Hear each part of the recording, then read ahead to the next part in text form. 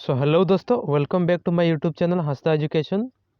आज के इस वीडियो में मैं बात करने वाला हूँ series and parallel combination of registers के बारे में। ऑलराइट, तो चलिए शुरू करते हैं।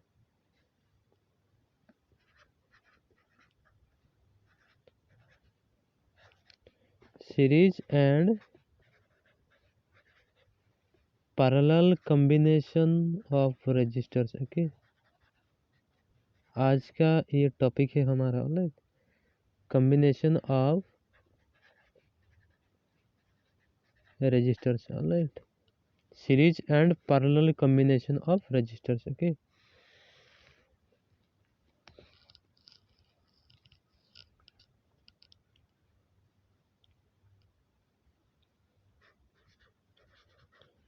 R equivalent equal to R1 plus R2। तो दोस्तों सभी को पता है कि जो सीरीज कॉम्बिनेशन में जो इक्विवेलेंट रेजिस्टेंस का जो फॉर्मूला होता है that is R equivalent equal to R1 and R1 plus R2 होता है। और जो पैरेलल कॉम्बिनेशन में जो इक्विवेलेंट रेजिस्टेंस का जो फॉर्मूला होता है वो कितना होता है that is 1/R equivalent equal to 1/R1 plus 1/R2 होता है। ओके, ये सभी को पता है। ऑलराइट, लेकिन बहुत सारे बच्चों का ये डाउट रहता है कि सीरीज और पैरेलल को कैसे पहचाने। ओके, बहुत सारे बच्चे सीरीज पैरेलल को अच्छा से पहचान भी नहीं पाते। ओके, तो आज का इस वीडियो में मैं आपको एक ऐसे मेथड बताऊंगा जिससे आप किसी भी कॉम्प्लिकेटेड सर्किट में सीरीज और पैरेलल को आसान से आप पहचान सको। ऑलराइट, तो चलिए शुरू करते हैं। तो मान लेते हैं मेरे पास दो रजिस्टर्स है। ओके, और ये रहा अनदर रेजिस्टेंस, ये है R1 और ये रहा R2। ओके, तो एक जो रजिस्टर्स होते हैं वो बेसिकली एक टू टर्मिनल इलेक्ट्रिकल एलिमेंट होते हैं। ओके, इसका दो टर्मिनल्स होते हैं, ये एक टर्मिनल है और ये एक टर्मिनल है इस रजिस्टर का।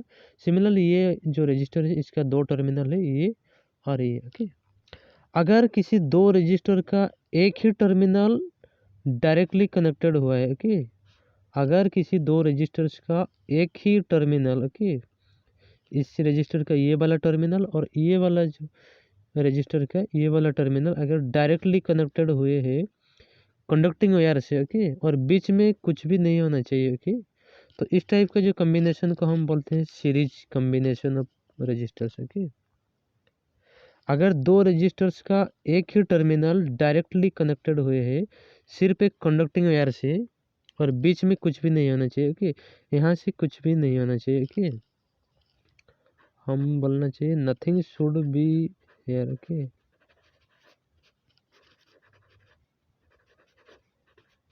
Should be there. ओके,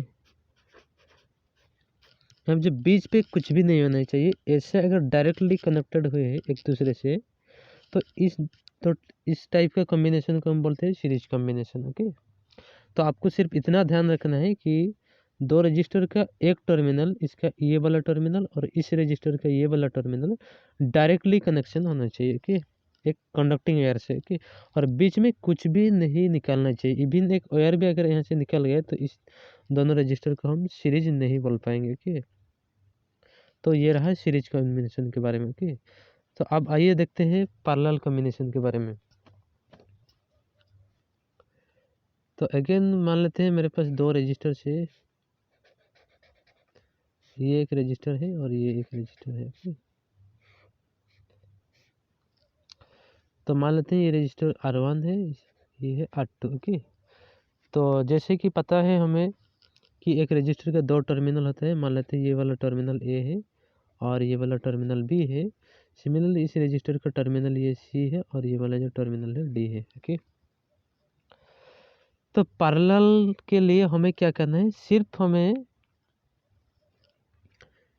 इस रजिस्टर का जो ये वाला टर्मिनल है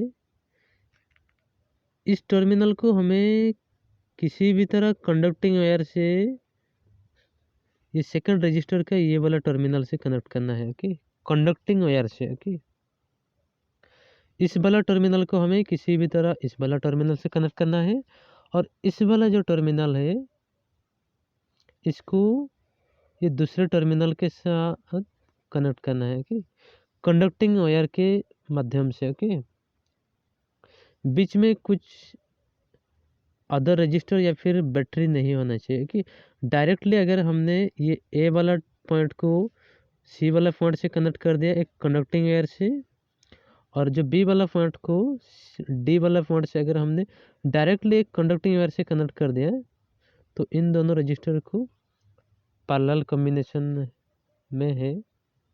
ऑलराइट, तो आपको सिर्फ ये करना है, इस टर्मिनल को इसके साथ कनेक्ट करना है, इस टर्मिनल को इसके साथ कनेक्ट करना है कि एनी हाउ आपको एक कंडक्टिंग वायर से कनेक्ट करना है कि बीच में अदर कंडक्टिंग वायर भी आ सकते हैं, कोई बात नहीं, लेकिन आपको यहाँ से यहाँ आते वक्त कोई बैटरी या फिर रजिस्टर नहीं मिलना चाहिए कि आपको एक डायरेक्टली कंडक्टिंग वायर से कनेक्ट करना है कि।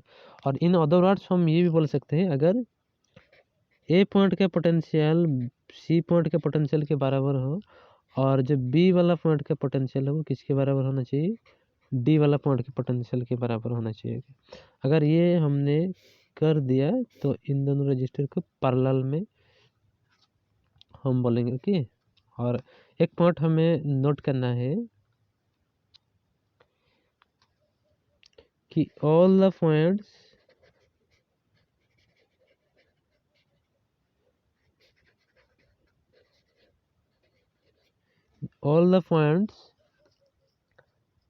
joined by a conducting wire. Okay,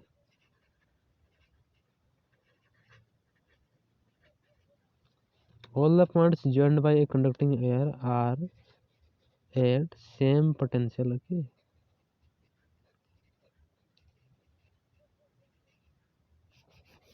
ये बहुत ही इम्पोर्टेंट पॉइंट है कि इसको हमें नोट करना चाहिए कि जितने भी पॉइंट्स कनेक्टेड बाय एक कंडक्टिंग वायर, ओके, जो भी पॉइंट भी एक कंडक्टिंग वायर से कनेक्टेड हुए हैं सारे के पोटेंशियल सेम रहता है। ओके, तो जैसे कि आप देख सकते हैं ये वाला पॉइंट का जितना पोटेंशियल है, ये वाला पॉइंट का भी पोटेंशियल इतना है, ये वाला पॉइंट का भी पोटेंशियल इतना है, ये वाला पॉइंट का भी, ये जितने भी पॉइंट्स यहाँ पे है सारे पॉइंट्स का पोटेंशियल बराबर होता है, क्योंकि ये जो पॉइंट्स है सारे एक कंडक्टिंग वायर से जुड़े हुए हैं। ओके, सिमिलरली इस वाला पॉइंट का पोटेंशियल जितना होगा इसका उतना ही होगा, इसका इतना ही होगा, इसका उतना ही होगा, इसका उतना ही होगा, इसका उतना ही होगा, और ये डी के साथ बराबर होगा। ओके, तो all the points joined by a conducting wire are at same potential, ये बात आपको ध्यान में रखना है। ओके, तो सीरीज के केस में क्या होना चाहिए, ये रजिस्टर का एक टर्मिनल और ये रजिस्टर के एक टर्मिनल डायरेक्टली कनेक्शन होना चाहिए, बीच में कुछ भी नहीं होना चाहिए कि इवन वायर भी यहाँ से निकलना नहीं चाहिए। ओके, और पैरेलल के केस में क्या करना चाहिए आपको, इस वाला रजिस्टर का ये टर्मिनल को इस वाला रजिस्टर के ये टर्मिनल से डायरेक्टली आपको किसी भी तरह कंडक्टिंग वायर से कनेक्ट करना है, बीच में कोई बैटरी या रजिस्टर नहीं होना चाहिए। सिमिलरली इस वाला टर्मिनल को इसके साथ कनेक्ट करना है, बीच में कोई भी बैटरी या रजिस्टर नहीं मिलना चाहिए। कंडक्टिंग वायर निकाल सकते हैं, कोई भी प्रॉब्लम नहीं है। ओके, तो अगर आपने किसी भी तरह ए को सी से कनेक्ट कर दिया और बी को डी से कनेक्ट कर दिया कंडक्टिंग वायर के माध्यम से, और आपको बीच में कोई भी बैटरी या फिर रजिस्टर नहीं मिला, तो आप बोल सकते हैं ये दो रजिस्टर कैसा है, पैरेलल में है। ऑलराइट, तो चलिए कुछ एग्जांपल देखते हैं।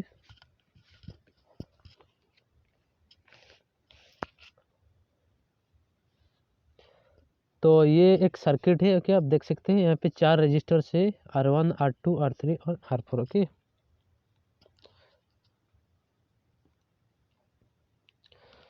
तो आइए देखते हैं ये R2 और R4 के बीच क्या रिलेशन है कि R2 रजिस्टर और R4 रजिस्टर के बीच क्या रिलेशन है कि, तो R2 एक रजिस्टर है तो इसका 2 टर्मिनल है, लेट से ये ए टर्मिनल है, ये है बी टर्मिनल, और सिमिलरली R4 रजिस्टर का ये है सी टर्मिनल और ये है डी टर्मिनल। ओके, तो इन दोनों रजिस्टर को पैरेलल में दिखाने के लिए हमें क्या करना होगा, ए वाला जो पॉइंट है इसको कंडक्टिंग वायर से सी के साथ जोड़ना है, और जो बी वाला पॉइंट है इसको कंडक्टिंग वायर से डी से जोड़ना है। ओके, अगर हमने ये कर दिया तो इन दोनों रजिस्टर कैसे हो जाएंगे, पैरेलल में हो जाएंगे। ओके, तो चलिए जुड़ना शुरू करते हैं। तो ए वाला पॉइंट से हमने स्टार्ट किया, ये conducting air conducting air conducting air, ये कंडक्टिंग एयर है कंडक्टिंग एयर है कंडक्टिंग एयर है, यहाँ भी कंडक्टिंग एयर है कंडक्टिंग एयर है कंडक्टिंग एयर से हमने कनेक्ट कर दिया। ऑलराइट, ए वाला पॉइंट को हमने कंडक्टिंग एयर से सी के साथ कनेक्ट कर दिया। अब भी बी वाला पॉइंट को हमें डी से कनेक्ट करना है कंडक्टिंग एयर से। ओके, तो चलिए शुरू करते हैं। यहाँ से हमने स्टार्ट किया, ये कंडक्टिंग एयर है, ये कंडक्टिंग एयर है, ये भी conducting air conducting air conducting air conducting air, wire wire wire wire है ना, वायर से ही हमने डायरेक्ट कनेक्ट कर लिया। कि यहाँ से यहाँ आने के वक्त हमें कोई भी बैटरी या फिर रजिस्टर नहीं मिलना चाहिए, हमें सिर्फ कंडक्टिंग वायर से अगर इसको कनेक्ट करना है। ओके, तो हमने इस दोनों रजिस्टर को कनेक्ट कर दिया, एक को सी से कनेक्ट किया और बी को डी से कनेक्ट कर दिया। इसका मतलब ही ये R2 और जो R4 है दोनों रजिस्टर किस तरह है, वो पैरेलल में है। ऑलराइट,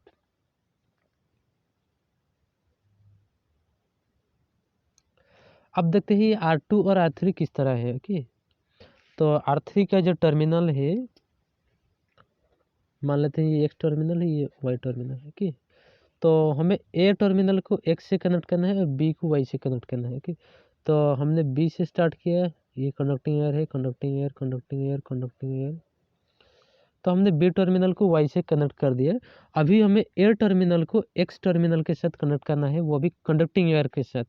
ओके, बीच में कोई बैटरी रजिस्टर या फिर कैपेसिटर या फिर एनी अदर इलेक्ट्रिकल एलिमेंट नहीं होना चाहिए। सिर्फ अगर हमने किसी भी तरह एक को सी से कंडक्टिंग वायर से अगर कनेक्ट कर दिया तो इस दोनों रजिस्टर को क्या कहलाएंगे, पैरेलल में कहलाएंगे। कि तो चलिए स्टार्ट करते हैं ऐसे। तो जैसे मैंने ऐसे स्टार्ट किया, ये कंडक्टिंग एयर है कंडक्टिंग एयर है कंडक्टिंग एयर है कंडक्टिंग एयर है कंडक्टिंग एयर है, लेकिन बीच में हमें एक कैपेसिटर मिल रहा है। कि तो हमने एक को एक्स के साथ डायरेक्टली हमें किसी भी तरह कंडक्टिंग एयर से हमें कनेक्ट नहीं कर सकते हैं। ओके, तो ये इन दोनों रजिस्टर ना ही सीरीज में है ना ही पैरेलल में है। ओके, सिमिलरली आप चेक कर सकते हैं कि ये R1 रजिस्टर और R2 रजिस्टर है वो आपस में पैरेलल कनेक्शन में है। ओके, क्योंकि आप इस वाला टर्मिनल को इसके साथ कनेक्ट कर सकते हैं और ये जो टर्मिनल को इसके साथ कंडक्टिंग एयर से कनेक्ट कर सकते हैं। ओके,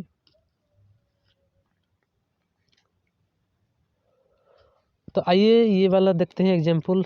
मान लेते हैं ये रजिस्टर है R1, ये रजिस्टर है R2, हमें चाहिए, और ये मान लेते हैं R3। ओके, तो मुझे चाहिए ये R2 और R3 में क्या संबंध है। ओके, तो R2 जो रजिस्टर है उसका मान लेते हैं ये वाला टर्मिनल है P टर्मिनल और ये वाला टर्मिनल है Q टर्मिनल, और सिमिलरली R3 है इसका मान लेते हैं ये M है, ये है N। ओके, तो इन दोनों रजिस्टर को पैरेलल में दिखाने के लिए हमें क्या करना होगा, ये जो P वाला टर्मिनल है इसको हमें किसी भी तरह N से कनेक्ट करना है और Q को M से कनेक्ट करना है भाया कंडक्टिंग एयर। ओके, तो चलिए स्टार्ट करते हैं। तो यहाँ पे मैंने शुरू किया, ये कंडक्टिंग एयर है, ये कंडक्टिंग एयर है कंडक्टिंग एयर कंडक्टिंग एयर, ये भी कंडक्टिंग एयर है।